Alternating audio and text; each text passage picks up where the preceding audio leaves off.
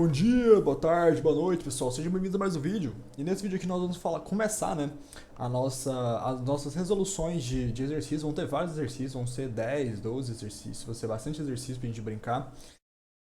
E nós vamos tratar todo esse assunto de águas nos solos, que é o assunto referente à matéria de mecânica dos solos ou geotecnia. Pessoal, é o seguinte, esses vídeos agora, exercícios, eu recomendo que vocês vejam eles na sequência, porque é o seguinte.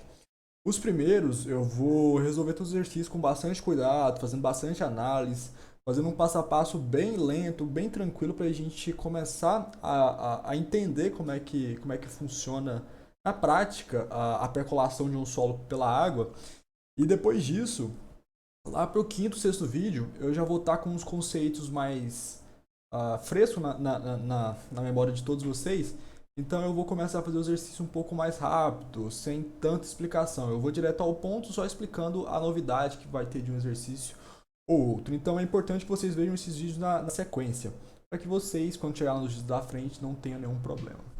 Pessoal, exercício número 1. Vai estar aparecendo na tela aí para vocês. Eu separei aqui no meu telefone. Eu vou ler ele para vocês, mas ele é referente a essa imagem aqui e nós vamos resolvê-lo. Pessoal, é o seguinte, exercício número 1, ele diz o seguinte. No permeâmetro mostrado na figura, nessa figura aqui, adote H igual a 28. Então já vamos anotar esses dados aqui, para a gente não nos perdermos lá na hora de resolver o exercício. Então vamos lá. Nosso H, que é a altura que vai provocar o fluxo de água aqui pelo solo, certo? Se vocês olharem aqui o nosso permeâmetro, nós temos o quê? Nós temos aqui o nível da água do nosso lado esquerdo, certo? Nível da água do nosso lado esquerdo. E aqui nós temos o nível da água do nosso lado direito. Nível da água, certo? Nós temos esses dois nível d'água. A primeira coisa que nós temos que entender nesse exercício, a primeira informação que nós temos que buscar na hora de fazer exercício, apenas adiantando depois, antes da gente começar a fazer conta, é o seguinte. Todo exercício relacionado a permeâmetro, relacionado à água no solo, a primeira coisa que tem que ser verificada é: terá ou não fluxo de água por dentro do nosso solo aqui? Terá ou não? Nesse exercício, nós vamos já descobrir como a gente determina se terá ou não fluxo, mas já estou adiantando essa informação para vocês. Todos os exercícios relacionados à água percolando o solo, uma água passando por dentro do solo, a primeira coisa que você tem que fazer é o seguinte: verificar se haverá ou não fluxo dentro do seu solo. Então, vamos continuar nosso exercício aqui. Vamos começar lendo ele do zero. No permeâmetro mostrado na figura, adote H igual a 28 centímetros, L igual a 50 centímetros. A seção transversal do permeâmetro, então a área onde esse solo estará, né? Porque se vocês, aqui nós estamos olhando ele de frente, né? Se a gente olhar esse permeâmetro por cima, ele vai ser similar ao seguinte, ele vai ser, por exemplo, circular, sabe? Então se a gente olhar ele por cima, ele vai ser mais ou menos assim, ó. E aqui você tem essa ligação, sendo que isso daqui é essa torre, certo? Essa hastezinha que passa aqui é essa daqui, e onde o solo vai estar é isso daqui. Então ele está dizendo para nós que essa área aqui, ó, é uma área de 530 centímetros quadrados. Então nós temos então que a nossa área, a área do nosso permeâmetro, ela é uma área de 530 centímetros quadrados, certo? O peso específico da areia, então nós já sabemos que esse solo aqui, ele é uma areia, certo? Bruno, se o solo é uma areia, o que nós podemos adiantar disso daqui? Pessoal, nós conversamos há um tempo atrás que, lá nas nossas aulas ainda de teoria, que um solo funciona da seguinte maneira. Ele é um monte de grãozinhos, certo? Em que a água vai passar entre os vazios que estão entre esses grãos. Então, quanto maior a partícula desses grãos, maior será o vazio, certo? Se você tiver grãos muito pequenininhos, os grãos pequenininhos vão ocupar os vazios e você vai ter, por consequência, um índice de vazios muito baixo no seu solo. Ou seja, solos que têm grãos maiores têm mais vazios entre esses grãos, então você tem mais fluxo d'água, você consegue passar mais água entre aqueles grãos. Então, enquanto que solos pequenos, solos com os grãos pequenininhos, tem esse espaço entre vazios pequenos. Então, quando a água começar a passar entre eles, ela vai ter um espaço muito pequeno para passar, então vai passar muita pouca água. Então, pessoal, entre uma areia, que ela é uma areia grossa, vai. Entre uma areia grossa, uma areia fina e uma argila, ah, qual desses solos vai ter uma passagem de água maior? A areia grossa, a areia fina ou a argila? Como a areia grossa ela tem um grão maior, vai ter uma passagem de água maior na areia grossa. A areia fina vai ser o intermediário. E a argila tem uns grãos tão pequenos que pode ser que para a água percolar entre ela demore milhares de anos. Então, quanto maior os grãos, mais água você vai passar. E a areia, ela já tem um tamanho de grão considerável. Então, se o exercício falou que aqui você tem uma areia, significa que você já vai ter uma percolação razoável, né? Você já vai ter uma quantidade de água passando provavelmente razoável. Então vamos lá. Ele falou que você tem uma areia e que o peso específico dela, ou seja, o seu gama A de areia, né? Ele é de 18 kilonewtons por metro cúbico. Bruno, 18 kilonewtons por metro cúbico. O que essa informação me diz? Pessoal, 18 newton por metro cúbico. Pessoal, força é igual ao quê? Força é igual a massa vezes a aceleração, certo? Vamos imaginar que então para um corpo de 1 kg, 1 kg vezes a nossa aceleração da nossa gravidade, né? Vamos imaginar que nós temos um corpo apoiado sobre uma mesa, nós queremos saber qual força que está aplicando nessa mesa. Então nós temos que é um corpo de 1 kg, um valor unitário mesmo, só para a gente ficar fácil de fazer conta. Esse 1 kg ele é escolhido só como um valor unitário mesmo. Opa, sobre área não, né? Sobre aceleração, né? Sobre aceleração. Vezes a nossa gravidade. Eu vou arredondar essa gravidade para 10, porque olha, se eu arredondar ela para 10 em vez de usar 9,81, eu vou ter ali, eu vou dizer para minha equação que a gravidade é um pouco maior do que deveria, então eu vou trabalhar sempre com a segurança um pouquinho melhor. Então eu vou usar a nossa gravidade aqui como 10. Então o que eu vou dar aqui, pessoal? Eu vou dar que a nossa força aqui, em newtons, ela será então de 10 newtons, certo? 10 newtons. Então, ok. Uma força de 1 kg sobre a gravidade de 10 metros por segundo ao quadrado, né? Nós vamos ter então uma força de 10 newtons. Ok. Que é esse newton que nós temos aqui. Pessoal, quanto é isso aqui em quilograma força? Pessoal, em quilograma força, isso aqui seria... Em quilograma força, nós temos que essa nossa força de 10 newton equivale a uma força de 1 quilograma força. Em outras palavras, eu quero dizer o seguinte: quando você tem um peso de 1 kg sofrendo a gravidade, ele tem um peso, na verdade, de 1 kg força. Então, quando você tem um peso de 1 kg sofrendo apenas a força da gravidade, você tem que o peso dele, na verdade, é um peso de 1 kg força, certo? Enquanto que se você trabalhar essa mesma força com Newton, você terá uma força de 10 Newton. Isso aqui, pessoal, é só uma diferença de unidade que eu queria trabalhar com vocês só para explicar o porquê que o peso do nosso solo é dado em em kilonewtons por metros cúbicos. Então, pessoal, se eu tenho que o peso desse solo é 18 kilonewtons por metro cúbico, e eu sei que Newton tem essa relação com o quilograma-força, então eu posso dizer o quê? Que 1 Newton é igual a 0,1 kg-força, certo? Divido aqui por 10 e aqui por 10. E aqui eu tenho Newton, certo? Ó, 18 kN, então 18 quilos, então nós vamos ter 18.000, vezes 1 Newton. Mas nós sabemos que 1 Newton é igual a 0,1 kg-força. Tudo isso por metro cúbico. Então, fazendo essa equação aqui, nós temos então em quilograma-força um peso de 1.800 quilos por metro cúbico.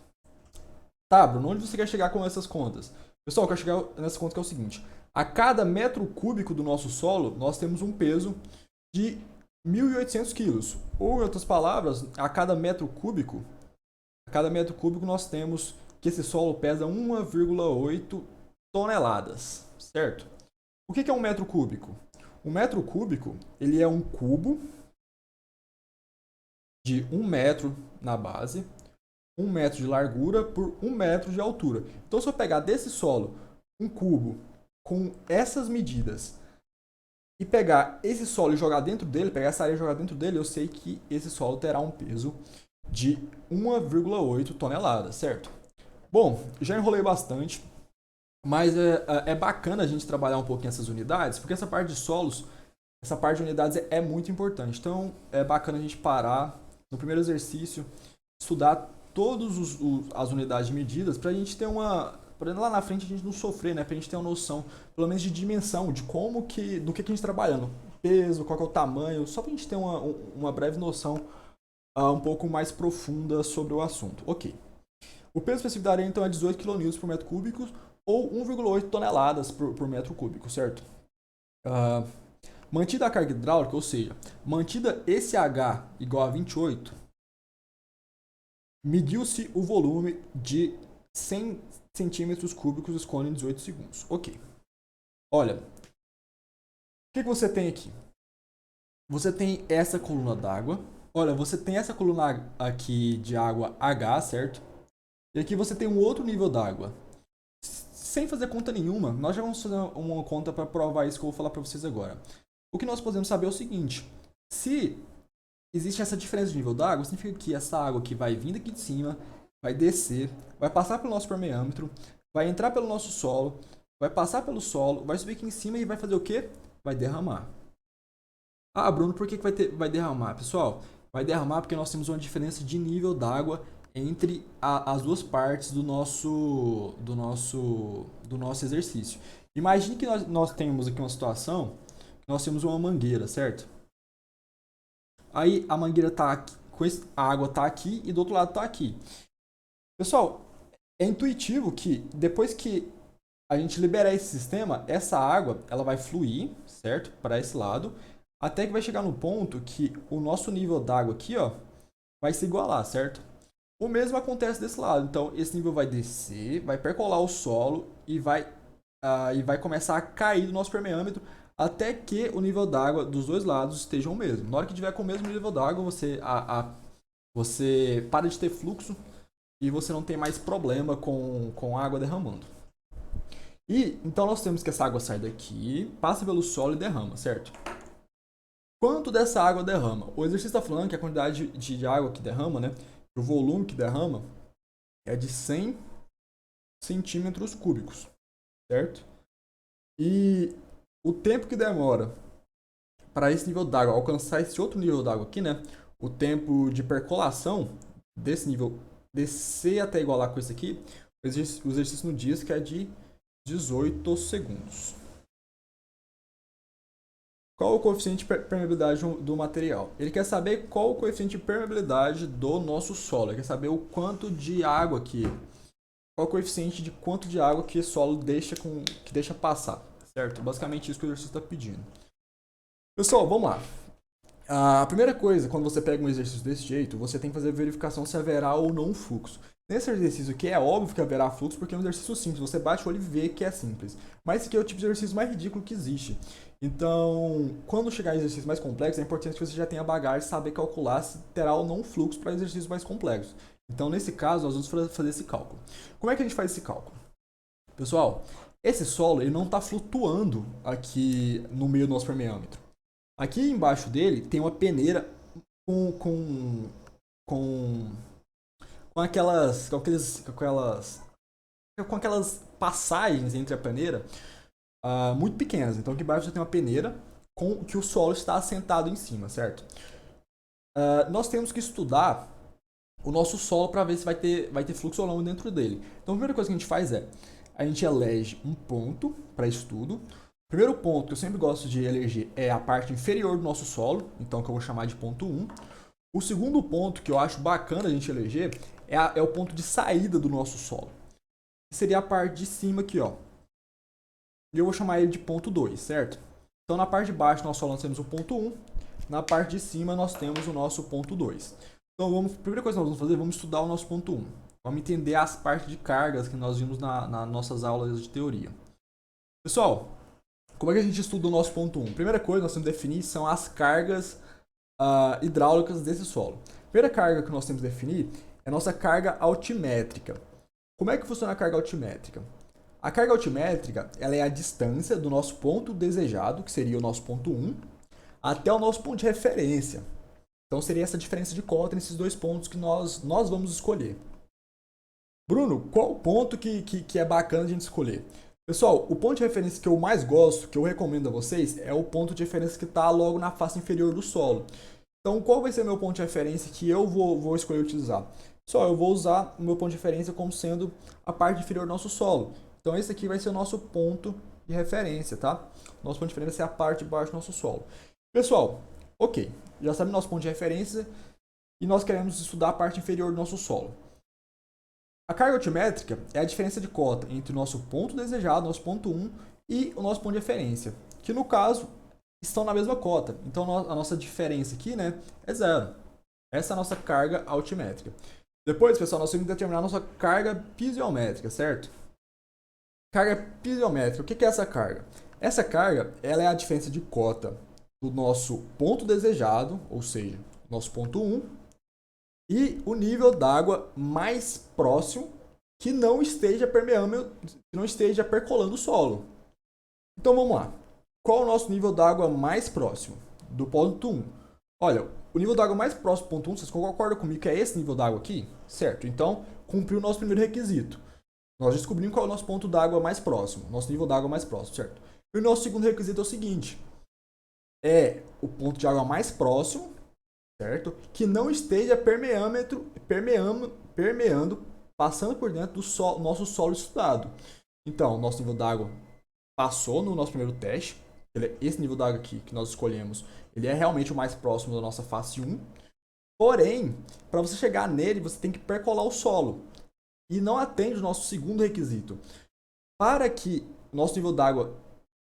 seja o nosso nível d'água relacionado à face 1, você não pode passar por dentro de um solo. Então, se não é esse nível d'água, vamos estudar o outro nível d'água. Pessoal, para você sair dessa face aqui e chegar lá naquele nível d'água, você passa por dentro de algum solo? Não, né? Existe outro nível d'água que não passa por dentro de um solo mais próximo que ele? Também não. Então, o nível d'água referente à nossa face número 1 é esse nível d'água aqui, certo? É o nosso nível d'água aqui da esquerda. E qual que é a diferença de cota da nossa face 1, dessa face aqui, ó, até o nosso nível d'água? Olha, será L, certo? L, aqui está a nossa face de estudo, certo? L mais E mais H. Ó, quanto que vale o nosso L? O nosso L vale 28, mais o nosso Z. Quanto vale o nosso Z? Não coletei no exercício? Deixa eu ver. Eu acho que não coletei não, deixa eu pegar aqui. Nosso Z vale 24. Deixa eu anotar. Nosso Z vale 24 centímetros.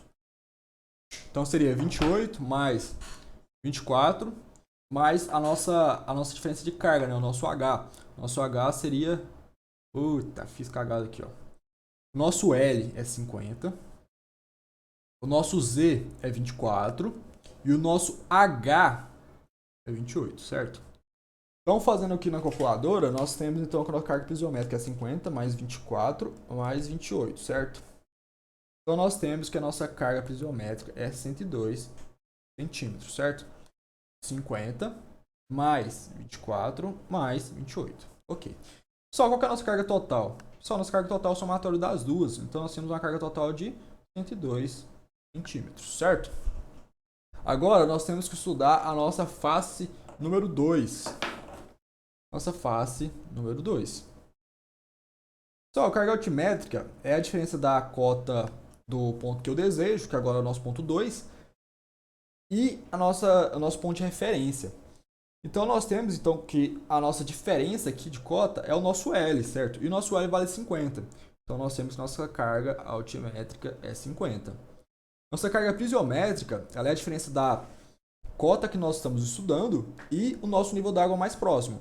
Pessoal, qual que é o nível de água mais próximo do nosso ponto 2, que é essa face superior do nosso solo, e o nível d'água mais próximo sem que ele passe por dentro de um solo. Concorda comigo que nesse caso de cima, o nível d'água mais próximo que não tem um solo entre entre a nossa face estudada e o nosso nível d'água, concorda comigo que é esse Z aqui? Que é essa diferença aqui, ó, dessa face até o nosso nível d'água? Então, nós temos que a nossa carga pisométrica é de 24 centímetros, certo? Que é a diferença entre a nossa face até o nosso nível d'água, já que não tem nenhum solo entre esses dois pontos que nós estamos estudando. Então, nós temos nossa carga total, ela é de 74 centímetros. Pessoal, na face inferior do nosso solo, nós temos uma carga de 102 centímetros. Na face superior do nosso solo, nós temos uma carga total de 74 centímetros.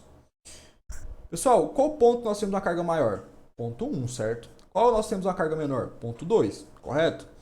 Pessoal, se nós temos uma carga maior no ponto 1, significa o quê? Significa que o nosso fluxo está saindo de 1 e indo até 2. Bruno, como que eu sei disso? Pessoal, quando a água está passando por dentro do solo, ela vai batendo nos grãos de solo, vai atritando nos grãos de solo e vai perdendo carga. Porque ela vai atritando ali e vai perdendo sua carga. Então, se eu tenho um ponto maior de carga no nosso ponto 1, que é 102, e o nosso ponto logo na sequência, na saída do nosso solo, é uma carga de 74 no nosso ponto 2, significa o quê?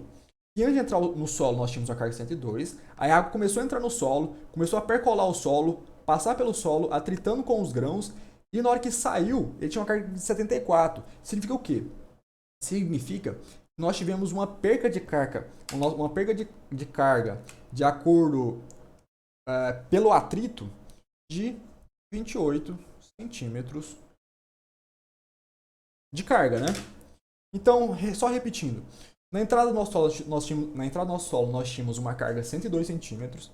Ele entrou, começou a passar por dentro do nosso solo, começou a atritar com os grãos, começou a perder carga e saiu lá no final do solo com 74 centímetros de carga.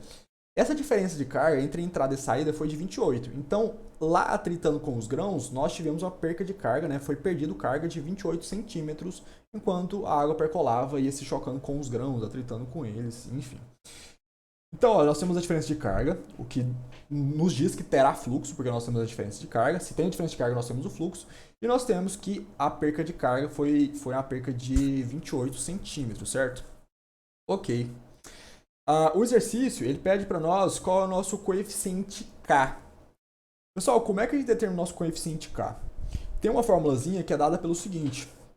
Vazão é igual coeficiente de percolação vezes nosso gradiente hidráulico vezes a área do nosso permeâmetro.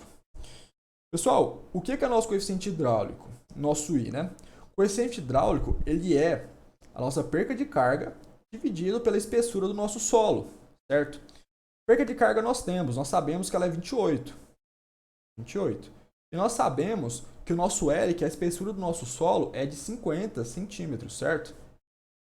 Então, quando a gente faz aqui, ó, quando a gente vem cá e faz essa conta, nós temos o seguinte, 28 dividido por 50. Nós temos, então, uma perca de carga de 0,56. Bruno, a perca de carga de 0,56, o que significa esse gradiente hidráulico? O que ele quer dizer para nós? Pessoal, ele quer dizer para nós que a cada centímetros que a água vai subindo do nosso solo, ela perde 0,56 centímetros de carga, né? Então, à medida que ela vai subindo, a cada centímetro que ela sobe nesse nosso solo, ela perde 0,56 de carga, certo? É isso que o nosso gradiente hidráulico está nos dizendo, é isso que ele significa. Então, ó, o nosso A nós temos, ele é 530, certo? O exercício nos deu. Em centímetros, tomem cuidado com as unidades, é muito importante. 530 centímetros quadrados é a nossa área do nosso permeâmetro. O nosso I aqui é de 0,56, certo? E o nosso K é o que o exercício quer. E nós precisamos encontrar, então, essa vazão para a gente conseguir achar esse K. Bruno, como é que a gente determina, então, essa vazão? Como é que a gente pode fazer esse cálculo aqui? Pessoal, nós sabemos, né, de outras matérias, como mecânica dos fluidos, que vazão ela é dada pela seguinte fórmula. Vazão é dada pelo volume por segundo, certo? Volume por segundo. Nossa vazão é dada por essa fórmula, volume por segundo.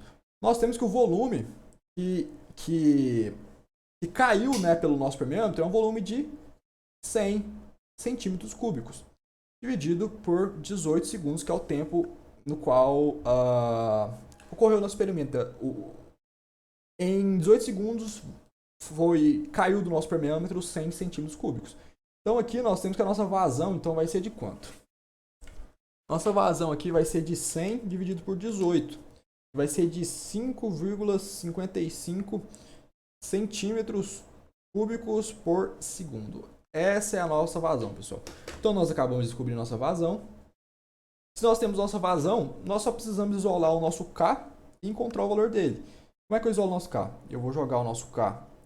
Eu vou manter o nosso K do lado. Eu vou manter o nosso K e vou passar o I e o A dividindo. Então eu vou ter K, que é igual a Q, dividido por I vezes A, certo?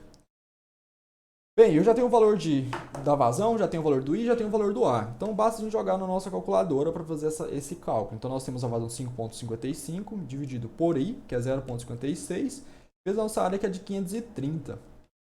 Então nós temos um K aqui de 0,0186, vou coisar aqui, centímetros por segundo. Pessoal, nós temos então que o nosso coeficiente de percolação é de 0,0186 centímetros por segundo. Bruno, centímetros por segundo? Nós estamos falando de velocidade, então o coeficiente K, o coeficiente de percolação, ele é uma medida de velocidade. Pessoal, não é. Apesar de ser centímetro por segundo, aqui nós não estamos falando de velocidade. É apenas percolação mesmo. Aqui nós não tratamos de velocidade, apesar de ser centímetros por segundo. Beleza, pessoal, nós encontramos então o nosso Q, nosso coeficiente de percolação é de 0,0186 centímetros por segundo. Espero que tenham gostado desse vídeo, pessoal. Espero que tenham entendido bem como é que funciona um permeâmetro, como é que os conceitos desse conteúdo funcionam. Espero que tenham gostado. Vejo vocês no próximo vídeo, nosso exercício número 2, tá bom? Então, até mais, pessoal.